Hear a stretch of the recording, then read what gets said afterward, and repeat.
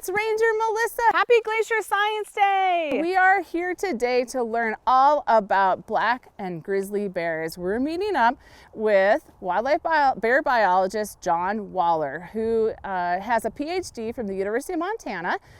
Go Grizz, and he has worked in Glacier National Park for 18 years as a wildlife biologist with a focus on carnivores. So he's done a lot of amazing research and been in the park for many years and knows this place very well. So we're going to meet up with him to talk about grizzly and black bears, and he's going to show us signs that they've been here. So stick with us and we'll learn a lot more about that in just a minute. But first I want to say we're here at the Autumn Creek Trailhead, which is just off of Highway 2 near Marias Pass. It's not warm today, but it's not super cold. It's probably in the 40s and partly cloudy. So we're looking at bundling up here in probably just a minute and heading down the trail. All right, come on, let's go. Let's go find John. Oh, there's John. Hey, John, how are you? Good, how are you, Melissa? Hey, thanks for meeting us here for Glacier Science Day today. Sure, we're so excited that you're here today. We're going to learn all about bears in Glacier National Park. And I know that you had some things on this Autumn Creek Trail that you wanted to show us today. So is there anything right here that you found? Well, it's funny you should ask because it just so happens there's a rub tree right behind me, Oh, right here. Perfect. Look Nice. Okay. Well, how do you know that? Well, you can see it's all gnarly and chewed up and ripped up here where the bears have been raking it with their claws and biting it with their teeth.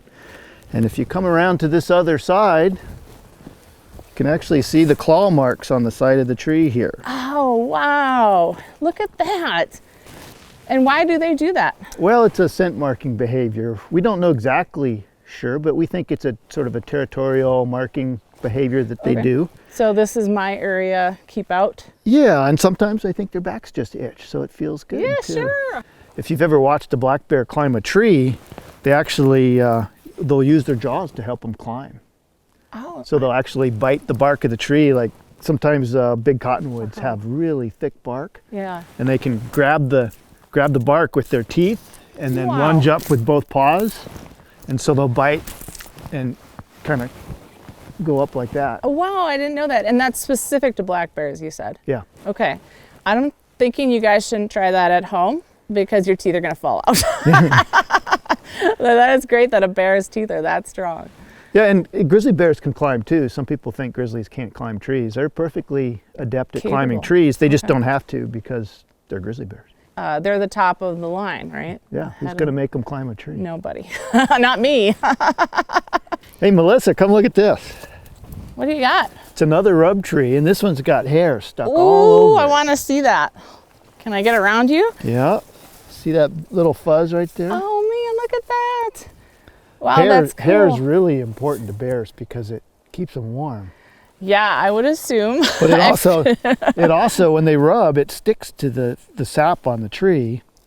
And what's neat about hair is if you can pull the hair off and get the root of the hair, you can identify individual bears by the DNA in their hair follicle. Wow, that is, so individual bears can be identified just from a strand of hair. Yep, and that turned out to be a powerful research tool because back in 2004, Kate Kendall, who was with the U.S. Geological Survey at the time, used that method, going around and collecting hair off of rub trees to actually estimate the population of bears in the park. Yeah, and so just by looking at rub trees, or was there another way that they collected the hair? Well, they also put out barbed wire hair snag enclosures with the bait, but by using both methods, they made the total project much more powerful. A really good population estimate for the whole Northern Continental Divide ecosystem. So it's really quite an impressive tool. Do you remember how many grizzly bears were in Glacier?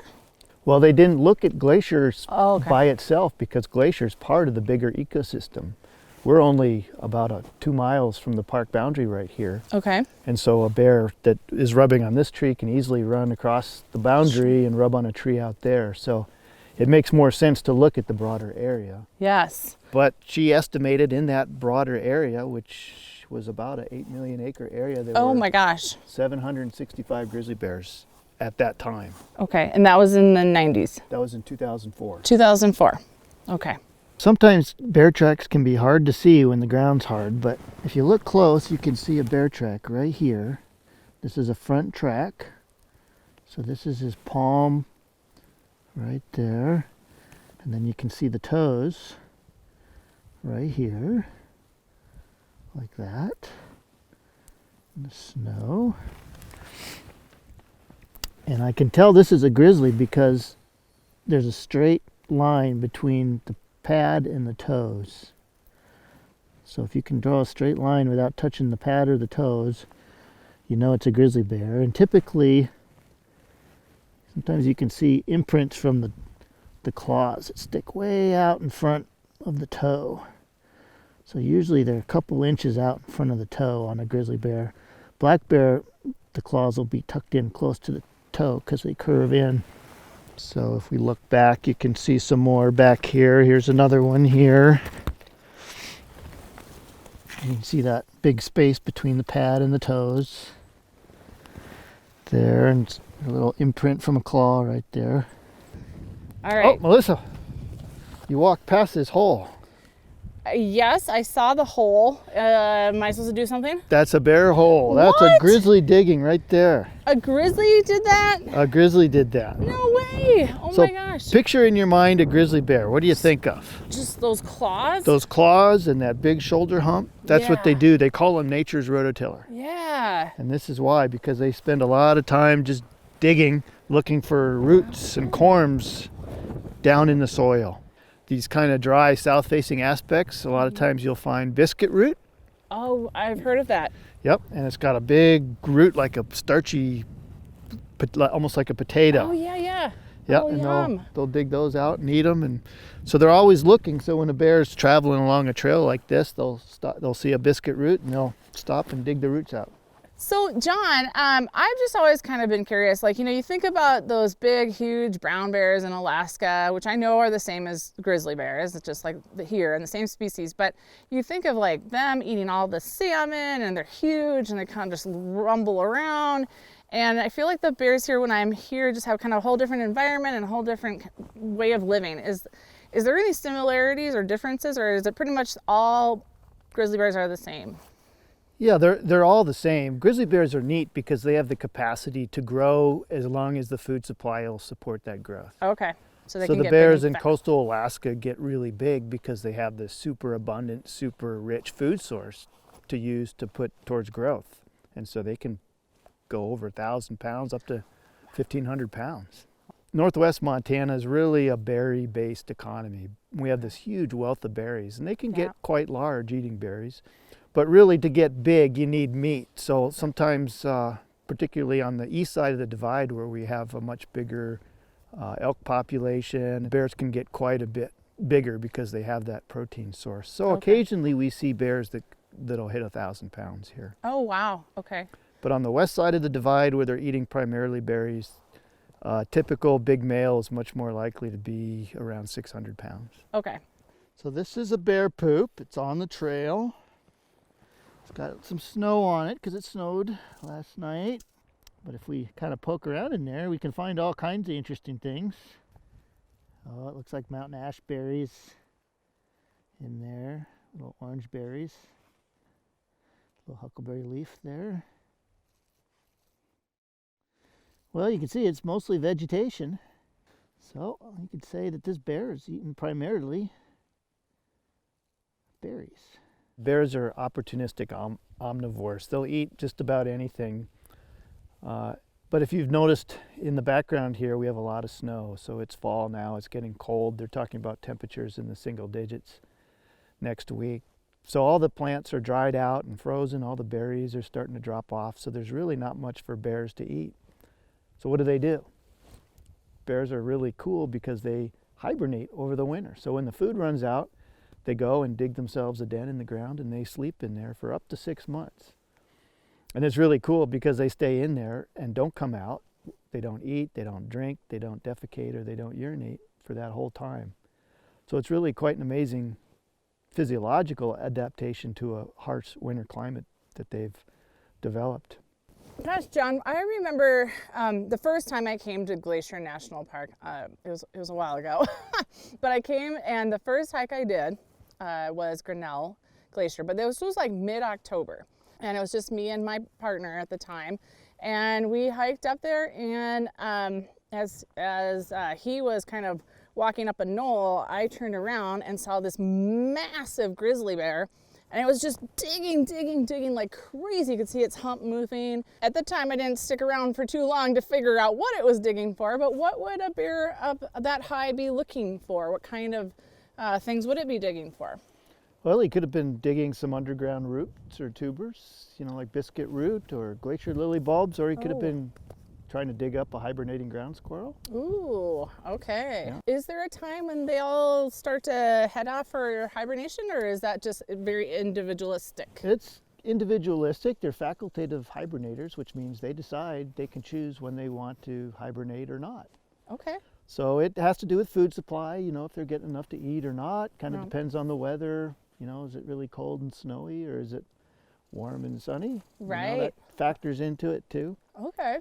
But typically, pregnant females go into the den first. So usually around the end of October is when they'll start looking for a den site. The adult males go in last. Sometimes we have adult males that'll stay out into January sometimes. Oh, wow. So, but yeah, the grizzly bears will typically go up way up high elevation sites to dig their dens. Okay. Like way up on these ridge tops up here. Oh, wow, no way. Where the black bears tend to den down low. A place like this would be a place you might find a black bear den. What a difference. And that's always, as far as we know, been the case even before kind of the Western settlers came. Yeah, the black bears are kind of tied to trees, so they'll den underneath the roots of a tree, or sometimes in these creek bottoms you see these big old cottonwood trees, and they'll actually climb up in the cottonwood tree. If there's a hollow up high, they'll den high up in the tree too. Yes, I remember seeing that on our webcam. That's right. Yeah. I bet the grizzly bear is always kind of getting, and when they're up high, what kind of den are they making? Is it in rock? Typically they dig a den, so they need soil. Okay. They'll excavate it, and sometimes you can spot them because all that dirt that they dig out will be piled up in front of the den entrance. We call it the porch. Yes, the porch. Sometimes they use rock caves, but that's more the exception than the rule. I think because they tend to be colder. Yeah. A burrow in the ground can be quite cozy, and they'll line it with bear grass. Oh, hey, no wonder. We finally know why it's called bear grass. That's right. And other materials to make it nice and warm. Yep. Okay. And they can be quite large. I went into a den once that had been occupied by a sow with 3 2-year-olds. Whoa. So that's a lot of bear packed into a hole in the ground. And that's a lot of digging. Yep. Yeah, I could sit in there upright, cross-legged, and the remote for the TV was there, so I could channel flip. Perfect. Man, that sounds like a great place to hide out all winter. Yeah. Nice. John, we have learned so much about bears today. Grizzly bears, black bears, where they live, what they do, their behaviors, just amazing critters. And there's so much to know about them. And so I'm thanking so much for you being here today and all of you for joining us. And that's a wrap, folks, for Science Video this year. We will see you next spring and summer for another amazing series talking with our researchers, scientists, resource managers, and naturalists here in the park. So thanks for joining us this year. Thanks, John. Happy Glacier Science Day. Bye.